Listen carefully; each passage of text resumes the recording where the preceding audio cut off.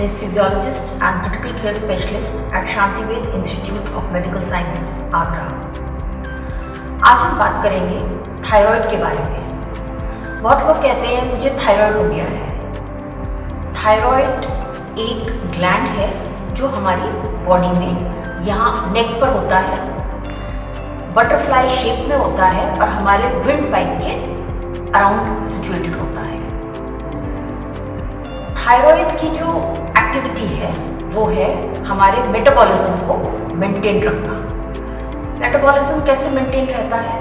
जो भी हम खाना खाते हैं उससे जो एनर्जी प्रोड्यूस होती है उसको मेंटेन रखना थायराइड का काम है। थायराइड हार्मोन हमारे बॉडी के मेटाबॉलिज्म मेंटेन रखता है। जो भी हम खाना खाते हैं वो एनर्जी में कन्वर्ट होता है और हमारी दिन भर की जो एक्टिविटीज़ हैं वो हमारी बॉडी को एनर्जी देता है। दो थायराइड हार्मोन्स होते हैं, T3 एंड T4। थायराइड की एक्टिविटी बढ़ जाना और एक्टिविटी कम हो जाना।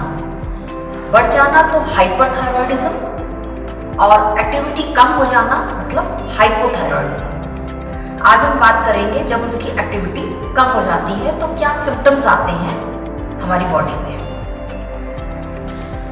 मेल्स की अपेक्षा फीमेल्स में, लेडीज में हाइपोथायरॉयड होने के चांसेस 8 टाइम्स ज़्यादा हैं और बेसल मेटाबॉलिक रेट बॉडी का विद एज डिक्रीज होता है। सो हाइपोथायरॉयड विद एज होने के चांसेस भी बढ़ जाते हैं। इसके क्या क्या सिम्टम्स हैं? पहला सिम्टम है फीलिंग टायर्ड। बहुत ज़्यादा आपको थकावट महसूस होना, एग्जॉस्टेड फील करना, आपको ज़्यादा नींद आना, ये एक लक्षण हो सकता है। दूसरा है इंक्रीज इन वेट।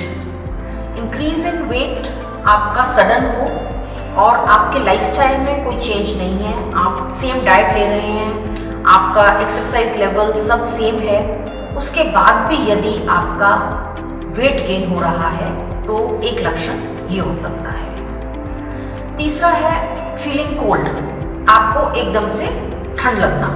एक नॉर्मल रूम में आप बैठे हैं जहाँ पर बाकी सब लोग कंफर्टेबल हैं, आप अकेले ही हैं जिसे आप ठंड लग रही है, तो ये एक लक्षण हो सकता है। वीकनेस और पेन होना जॉइंट्स में और मसल्स में।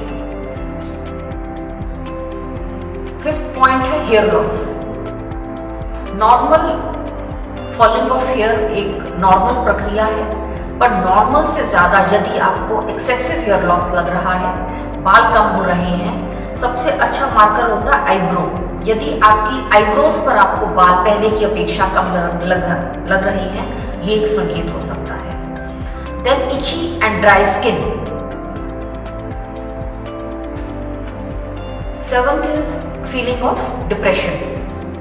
बाकी हाइपोथायरॉयड और डिप्रेशन का कोई ऐसा डायरेक्ट लिंक नहीं है, पर शायद बेसल मेटाबॉलिक रेट कम होने से जब आपके एक्टिविटी लेवल्स लो हो जाते हैं तो आप मेंटली लो फील करते हैं। कोई भी कारण हो, आप यदि लो फील कर रहे हैं, डिप्रेस्ड फील कर रहे हैं, आप अपने डॉक्टर को कंसल्ट कर सकते हैं, थेरेपिस्ट को कंसल्ट कर सकते हैं। अभी जितने कारण बताए, ज़रूरी नहीं है कि आपको हाइपोथायरॉयडी हो, पर इनमें से कोई भी लक्षण आपको बहुत ज़्यादा यदि परेशान कर रहा है तो आप अपने फिजिशियन को संपर्क करें। फिर एक होता है आप कॉन्सेंट्रेट नहीं कर पा रहे हैं, आपको चीज़ें याद नहीं हो रही हैं, मेमोरी लॉस हो रहा है। विद एज थोड़ा बहुत मेमोरी लॉस तो सबको होता है, पर यदि आपको वो काफ़ी सिग्निफिकेंट लग रहा है तो आप संपर्क कर सकते हैं। ये lack of concentration and difficulty in memorising, ये एक इम्पॉर्टेंट पॉइंट छोटे बच्चों में भी होता है। अगर आपको छोटे बच्चे में ये सिम्टम्स लग रही हैं तब भी आपको थोड़ा सा अलर्ट हो जाना चाहिए। फिर कॉन्स्टिपेशन। यदि आपकी बाउल मूवमेंट्स अभी तक रेगुलर थी पर सडनली कुछ समय से आपको कुछ दिनों तक मोशन नहीं पास हो रहा है, तो ये भी एक संकेत हो सकता है। आपके पीरियड्स हैवी और इरेगुलर हो जाते हैं, ये एक संकेत हो सकता है। जरूरी नहीं कि heavy and irregular periods are directly related to hypothyroid, this could be one of the reasons. यदि आपको उसमें कोई भी प्रॉब्लम है तो पहले आप अपने गायनेकोलॉजिस्ट को संपर्क करें। इनमें से कोई भी लक्षण, जो 10 लक्षण मैंने आपको बताए, आपको यदि परेशान कर रहे हैं तुरंत फिजिशियन से मिलिए।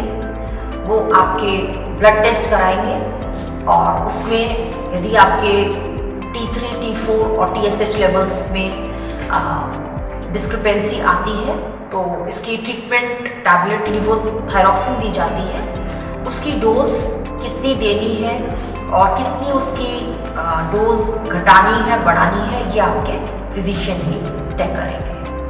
तो अपना ध्यान रखिए, स्वस्थ रहिए। नमस्कार।